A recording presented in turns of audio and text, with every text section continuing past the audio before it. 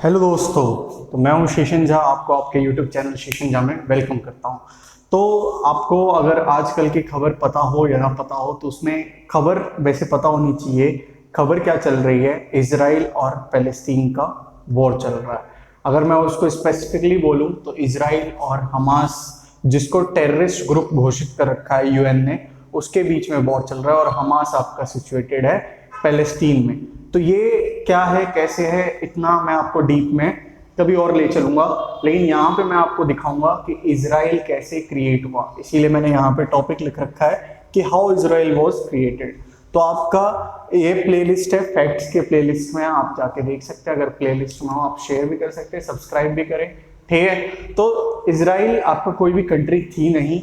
Israel बनाने के लिए आपका क्या होता है, ज्यूश जो होते हैं, ज्यूश, हर एक रिलीजन है, वैसे एक रिलीजन है ज्यूश।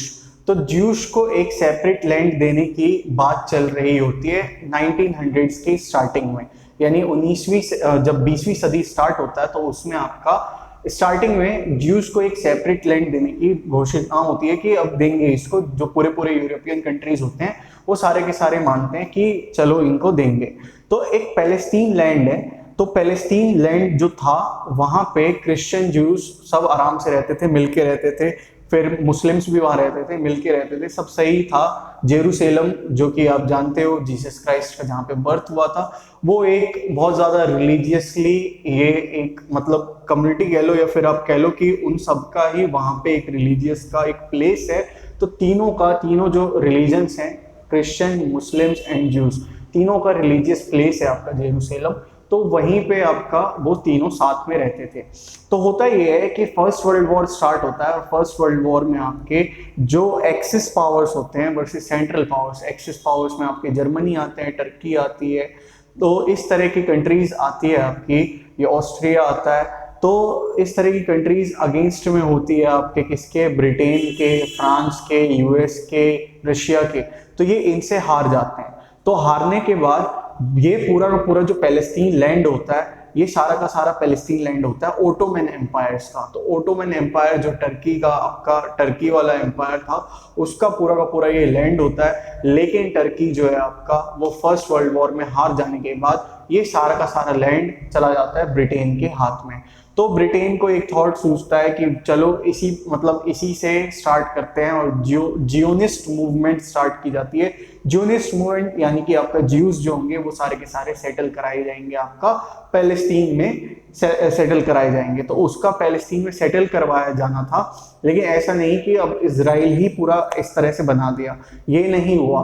बात ये होती है कि वहां पे जब ज्यूज सारे के सारे सेटल होना स्टार्ट कर देते हैं, तो इससे अरब कंट्रीज को बहुत ज्यादा दिक्कत होनी स्टार्ट होती है। मतलब कि उनको लगता है कि क्यों ऐसा क्यों हो रहा है, इनको यही वाला लैंड क्यों दिया जा रहा है और कोई लैंड क्यों नहीं दिया जा रहा। तो मैं आपको ये भी बता दूं कि इजराइल जो आज का इजराइल है, उसके आपके साउथ में जाओगे तो इजिप्ट पड़ता है, उसके राइट में जाओगे तो जॉर्डन पड़ता है, ऊपर सीरिया है, उसके ऊपर टर्की है, पूरा पूरा मिडिल ईस्ट से वो घिरा हुआ है। तो ये सब के सब मतलब इस बात को लेके मतलब बहुत ज्यादा टेंशन इंक्रीज होती है। और फिर इसके बीच में टेंशन इंक्रीज होने के बीच में, क्योंकि वो जाहिर सी बात है मेन ब्रिटेन के हाथ में है, ब्रिटेन उस पर वहां पे आपका डिसीजन लेता, क्योंकि ये फर्स्ट वर्ल्ड वॉर के बाद की बात हुई थी। और फिर यूएन जब वो एक पूरा स्थापित हुआ, यूएन स्थापित हुआ, सेकेंड वर्ल्ड वॉर खत्म हुआ, फिर जो जर्मनी के ज्यूश की कहानी है, वहां से आपका इमिग्रेंट्स होते हैं, मतलब एमिग्रेंट्स होते हैं, वहां से एमिग्रेट करते हैं और जाते हैं आपका कहाँ पे,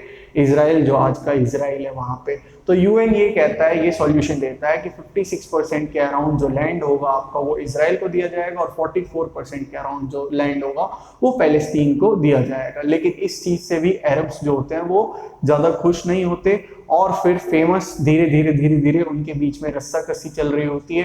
फिर famous 6 day war broke out होता है। फेमस 6 डे वॉर, जहां पे आपका इजराइल जितनी भी अरब कंट्रीज उससे लड़ने के लिए आती हैं, सबको वो हरा देता है। तो आप जानते हो हरा देने के बाद क्या चीज होती है, ये होता है कि कहते हैं आपका जो सारा का सारा लैंड होता, अगर अरब्स उनको हरा देते तो सारा का सारा लैंड वो अपने पास रखते हैं, या मोस्ट ऑफ द लैंड अपने पास रखते हैं। लेकिन यहाँ पे इजराइल जो होता है वो 6 डे वॉर में अच्छा खासा हरा देता है, किसको, अरब, जो जितनी भी अरब कंट्रीज हैं उनको, तो इस हिसाब से वो अपने पास 78% लैंड रख लेता है और खाली 21% लैंड किनको देता है, पैलेस्टीन को देता है। तो यहीं पे आपका इजराइल जो था वो मेन इजराइल यहाँ पे बना, वरना इजराइल जो था वो क्रिएट कर दिया गया था 1947 में, उसको एस्टेब्लिशमेंट मिल गई थी, लेकिन वो आपका 56% इजराइल था।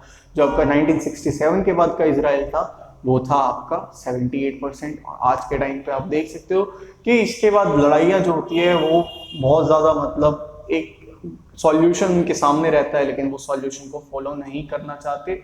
अब क्या कहें इसके बारे में। ठीक है दोस्तों, तो ये था आपका फैक्ट कि इजराइल कैसे क्रिएट हुआ। आपको किसी दिन हिस्ट्री ऑफ ज्यूज में ले चलेंगे, फिर इजराइल पैलेस्टीन कॉन्फ्लिक्ट में ले चलेंगे, फिर आपको इजराइल और जो 6 डे वॉर हुआ था उसका उसमें ले चलेंगे आपको। तो बहुत सारे फैक्ट्स हैं आपको बताने के लिए। तो प्लीज़ आप मेरी वीडियो को अगर अच्छी लगे तो आप प्लीज़ लाइक करें, शेयर करें वीडियो को, और आपका ही चैनल है शेषन झा चैनल, और इसको सब्सक्राइब करें। थैंक यू देखने के लिए, thank you, take care, God bless you, Bharat Mata की जय, इंकलाब जिंदाबाद। और इसी के साथ साथ कहना चाहूँगा वसुधैव कुटुंबकम, world is one family. Thank you.